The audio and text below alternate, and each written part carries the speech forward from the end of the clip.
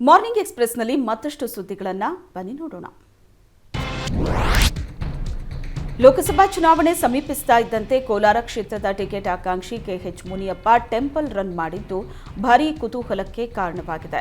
ಈ ಮೂಲಕ K H ಮುನಿಯಪ್ಪನವರಿಗೆ ticket final ಆಯ್ತಾ ಅನ್ನೋ ಚರ್ಚೆ ಕ್ಷೇತ್ರದಲ್ಲಿ ಆರಂಭವಾಗಿದೆ. ಸತತ 1 ವರ್ಷದಿಂದ ಇದ್ದ ಹರಕೆಯನ್ನ ಇಂದು ತೀರಿಸಿದ್ದಾರೆ. ಅದರಂತೆ ದೇವಾಲಯ, ಮಸೀದಿ, ಚರ್ಚ್ನಲ್ಲಿ ಪ್ರಾರ್ಥನೆ ಮಾಡಿದ್ದೇನೆ ಅಂತ ಕೆಎಚ್ ಮುನಿಯಪ್ಪ ಹೇಳಿದ್ದಾರೆ.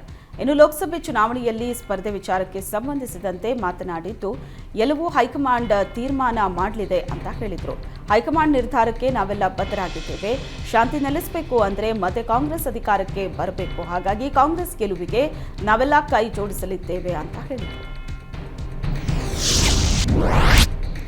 ಮಹದೇವಪ್ಪನವರು ದಲಿತ ಸಿಎಂ ಆಗಬೇಕು ಅಂತ ಕೇಳಿರೋದ್ರಲ್ಲಿ ಯಾವುದೇ ತಪ್ಪಿಲ್ಲ. ಮುಂದಿನ ದಿನಗಳಲ್ಲಿ 100ಕ್ಕೆ 100ರಷ್ಟು ದಲಿತ ಸಿಎಂ ಆಗ್ತಾರೆ ಅಂತ ಕೆಪಿಸಿಸಿ ವಕ್ತಾರ ಎಂ ಲಕ್ಷ್ಮಣ್ ಹೇಳಿದ್ದಾರೆ.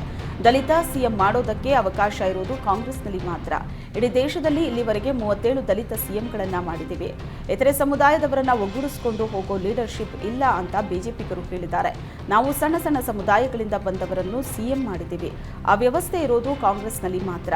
ಬಿಜೆಪಿಯಲ್ಲಿ ಇಡೀ ದೇಶದಲ್ಲಿ ಒಬ್ಬರೇ ಒಬ್ಬರು ದಲಿತ ಸಿಎಂ ಮಾಡಿದ್ದಾರಾ ತೋರಿಸ್ಲಿ ಅಂತ ಬಿಜೆಪಿ ವಿರುದ್ಧ ವಾಗ್ದಾಳಿ ನಡೆಸಿದ್ರು. ಈಗ ಬಿಜೆಪಿ ಅಧಿಕಾರ ಇರೋ 17 ರಾಜ್ಯಗಳಲ್ಲಿ ಒಬ್ಬರೇ ಒಬ್ಬರು ದಲಿತ ಸಿಎಂ ಅಥವಾ ಡಿಸಿಎಂ ಇದಾರಾ ಹೇಳಿ ಅಂತ ಸವಾಲು ಹಾಕಿದ್ರು. ಮಹದೇವಪ್ಪ ಅವರು ನಮ್ಮ ಸಮುದಾಯದವರು, ಹೀಗಾಗಿ ಸಿಎಂ ಆಗಬೇಕು ಅಂತ ಕೇಳೋದರಲ್ಲಿ ತಪ್ಪೇನಿದೆ ಅಂತ ಮಡಿಕೇರಿಯಲ್ಲಿ ಕೆಪಿಸಿಸಿ ವಕ್ತಾರ ಎಂ ಲಕ್ಷ್ಮಣ್ ಪ್ರಶ್ನಿಸಿದ್ದಾರೆ.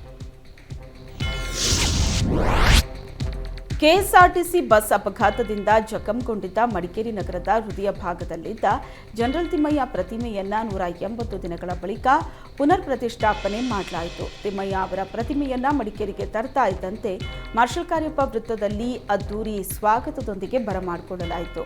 ಮಡಿಕೇರಿ ಶಾಸಕ ಮಂತರ್ಗೌಡ, ವಿರಾಜಪೇಟೆ ಶಾಸಕ ಎಎಸ್ ಪೊನ್ನಣ್ಣ, ಮಾರ್ಷಲ್ ನಂದ ಕಾರ್ಯಪ್ಪ, ಮಾಜಿ ಸ್ಪೀಕರ್ ಕೆಜಿ ಬೋಪಯ್ಯ, ಮಾಜಿ ಸಚಿವ ಎಂಸಿ ನಾಣಯ್ಯ ಸೇರಿದಂತೆ ನಿವೃತ್ತ ಸೇನಾಧಿಕಾರಿಗಳು ತಿಮ್ಮಯ್ಯ ಅವರ ಪ್ರತಿಮೆಯನ್ನ ಹೊತ್ತು ಬಂದ ಜಾಥಾ ವಾಹನವನ್ನು ಸ್ವಾಗತಿಸಿದರು.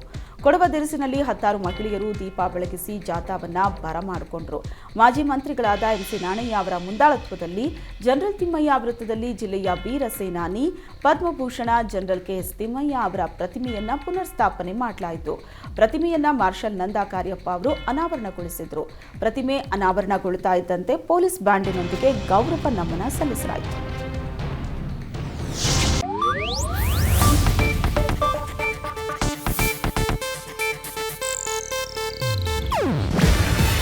ಇದು ಏಷ್ಯಾನೆಟ್ ನ್ಯೂಸ್ ನೆಟ್ವರ್ಕ್ ಪ್ರಸ್ತುತಿ. ನೀವು ನೋಡ್ತಿದ್ದೀರಾ ಏಷ್ಯಾನೆಟ್ ಸುವರ್ಣ ನ್ಯೂಸ್.